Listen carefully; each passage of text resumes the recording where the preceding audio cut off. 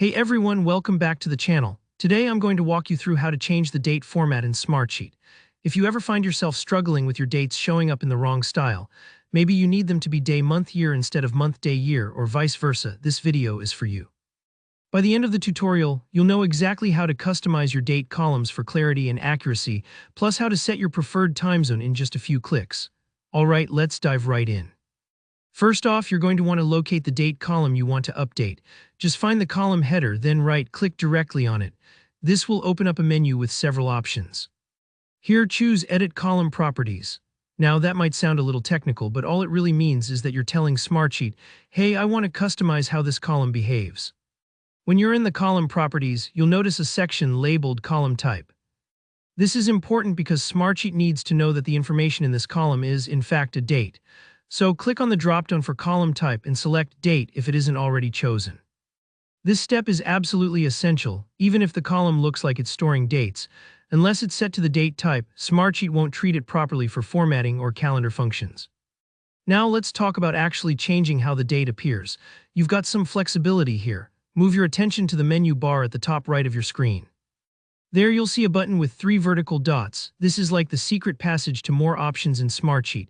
Go ahead and click on those 3 dots. You'll notice a dropdown appears. Look for the calendar icon within that dropdown. That's where all the magic happens for date formats. Clicking the calendar icon gives you a list of different date format options.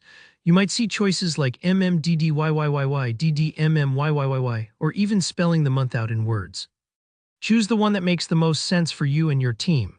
For example, if you're collaborating with folks in Europe, they typically use the day, month, year format. Selecting the right layout here makes your sheets much easier for everyone to read and helps avoid any confusion that might come from misreading a date, like mixing up March 7th and July 3rd. But what about the time zone?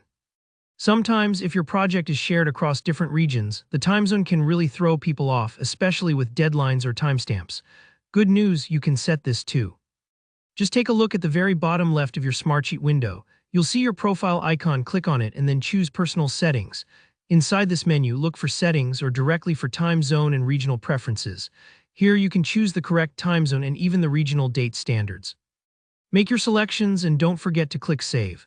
Smartsheet will use these preferences to display dates in a way that's tailored to you. And that's it. You've just learned how to take control of your date columns and clarify exactly how time is represented in your Smartsheet projects. If something doesn't look right away, don't panic.